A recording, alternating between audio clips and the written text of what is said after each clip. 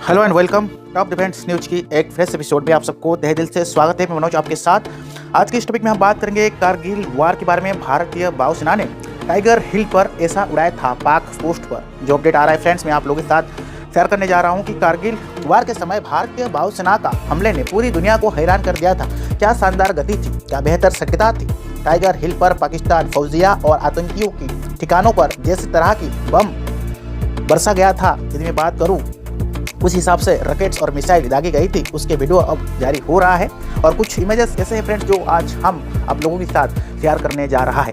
भारतीय वायुसेना यानी कि इंडियन एयरफोर्स ने कारगिल युद्ध के समय टाइगर हिल पर की गई थी हमले की वीडियो जारी किया जा रहा है, जहां पे 26 सेकंड की इस वीडियो में देखने के बाद ये अपडेट आ रहा है कि कैसे मिराज 2000 फाइटर जेट्स ने लेजर गाइडेंस बम मारकर आतंकियों की धज्जियां उड़ा दी थी। और ये वीडियो ऑपरेशन ये आ रहा है कि ऑपरेशन संपेश सागर का ही अपडेट हो रहा है, बट हम यहाँ पे आपको कोई वीडियो अपडेट नहीं कराएंगे। कुछ इमेजेस आप लोगों के साथ शेयर करेंगे जो आप देखकर अंदाजा लगा सकते हो। ऑपरेशन सफेद सागर कारगिल युद्ध के दौरान भारतीय वायुसेना के मिशन था ताकि पाकिस्तान फौजियों की मदद, जो अपडेट आ रहा है कि पाकिस्तान फौजियों की मदद से जिन आतंकियों ने टाइगर हिल पर कब्जा किया था उसे मुख्य कारण बताया गया है। और ये अपडेट आ रहा है कि ये जो इमेज आप देख रहे हैं 24 जून 1999 की है, जहां पर जिसमें एक मिराज फाइटर जेट्स टाइगर हिल से ऊपर मंडरा रहा है और उसकी स्क्रीन पर दुश्मन भी दिखाया जा रहा है। तो इमेज आप देख रहे हैं फ्रेंड्स, इसके बाद लेजर गाइडेंस बम मारकर उस पाकिस्तान कब्जे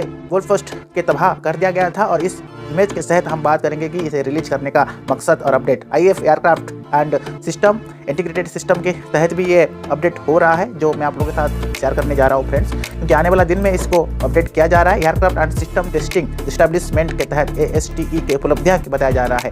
इसमें बात करूँ, ये एक संस्थाओं है जिनकी विमान की तकनीकी बनाने में और उन्हें जरूरत के हिसाब से बदलने में काम करता है। इसके अलावा वायुसेना की जरूरत के हिसाब से विमान हथियार में कई तरह की बदलाव करता है, यानी कि मॉडिफाई करता है। 3 साल के पहले से बात करूँ, विमान में लगाया जा रहा था यह बम ASTE यानी कि भारतीय वायुसेना के लिए न्यू हथियार के टारगेट कराया गया था और न्यू सिस्टम के जांच यदि मैं बात करूँ पड़ताल कर रहा था। यहाँ पर टेस्टिंग पायलट कुल जो अपडेट आ रहा है, टेस्टिंग पायलट में जिस अपडेट हम करेंगे तो 1996 में मिराज 2000 और जगुआर एयरक्राफ्ट में लेजर गाइडेंस बम लगाया गया था। यह एक जनरल पर्पज में 1000 IBM के 83 यानी कि 83 बम के बाद मिराज में मात्रा LGB बम भी लगाया गया था। जो इमेज आप देख रहे हैं फ्रेंड्स, ऑपरेशन सफेद सागर द समर ऑफ 1999 यानी कि 1999 जो अपडेट आ रहा है फ्रेंड्स, ये 1999 यानी कि 1999 के तहत अपडेट हो रहा है। मिराज 2000 में यहाँ पर लिटनिंग LDP पैडल्स लगाया गया था और इन फंड्स में एक एयरक्राफ्ट शिखर में लंबी थी, जहाँ पर ताकि रात के हमले भी आप कर सकते हो। जो इमेज आप देख रहे हैं, कहीं टेस्ट अपडेट किया गया था, कहीं जांच पड़ताल किया गया था और इस परखों के बाद आखिरकार फाइटर जेट्स में लगाया गया था।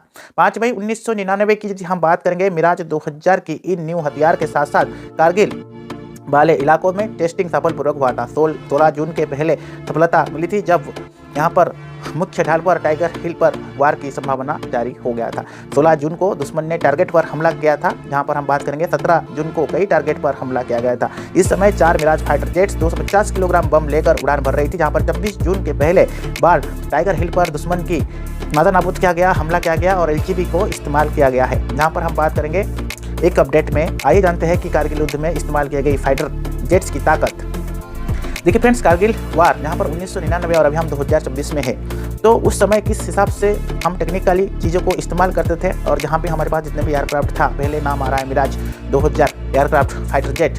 कारगिल युद्ध में यदि मैं बात करूँ, कारगिल युद्ध हो रहा था लेकिन बालाकोट पर हमला हो रहा था। यही था कि 2336 किलोमीटर प्रति घंटा की गति से उड़ान भरने वाले मिराज 2000 फाइटर जेट, इसका रेंज 1550 किलोमीटर है और अधिकतम 55,970 फीट तक जा सकता है। इसमें 30 mm की 2 ओपन सिस्टम को अपडेट किया गया था, जहां पर आप इमेज में देख सकते हैं कि यह हर मिनट 125 राउंड फायर करती है। कुल 9 हार्ट्स पॉइंट्स इसमें अवेलेबल था, यानी इतने मिसाइल्स, रॉकेट या बम का मिश्रण करके आप लगा सकते हो। इसके अलावा 68 यानी कि 68 mm की मात्रा अनअगेंस्ट रॉकेट पाउंड्स लगाया गया था और यहाँ पर इस पाउंड्स में 18 रॉकेट होते थे। तो ये जो इमेज आप देख रहे हैं MiG-29 फाइटर जेट की, उसके बाद हम बात करेंगे पूरे नाम के हिसाब से MiG-29 ऐसे एक पायलट उड़ाते थे, जो कि 56.10 फीट लंबी फाइटर जेट्स में 2 इंजन होती है जो इसे ताकत देती है। और इस हिसाब से बात करेंगे, इंटरनल फ्यूल कैपेसिटी 3500 किलोग्राम होती है। अधिकतम स्पीड 2650 किलोमीटर प्रति घंटा होता है। एक बार में 1430 किलोमीटर की दूरी तक जा सकता है।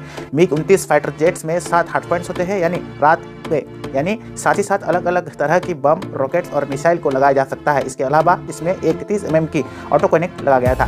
थर्ड में आता है मिग 27 फाइटर जेट, जहां पर एक ही पायलट उड़ाते थे। अधिकतम स्पीड 1885 किलोमीटर प्रति घंटा था तब के समय में हम बात कर रहे हैं, और कॉम्बैट रेंज इसका 780 किलोमीटर था। तो यहाँ पर 46,000 फीट की ऊंचाई तक जा सकता था। इसमें एक टेस्टिंग कॉनन और एक एंटी कॉनन लगाया गया था। इसके अलावा मैं बता दूँ 7 हार्ड पॉइंट्स रहता था, जिसमें 4 तरह की रॉकेट्स, 3 तरह की मिसाइल और 7 तरह की बम लगाया जा सकता था, या फिर इनका मिश्रण करके लगाया जा सकता था। फिफ्थ में है फ्रेंड्स लेजर गाइडेंस बम। इजराइल के मदद से मिराज फाइटर जेट्स की लेजर गाइडेंस बम को लेस किया गया था, और यह बम टारगेट की खुद टेक करता था। वहाँ यहाँ पर एक एफ्रोवेट के तहत लेजर गाइडेंस को अपडेट कर रहा था, तो जिसमें सीधी हमला कर सकते हैं।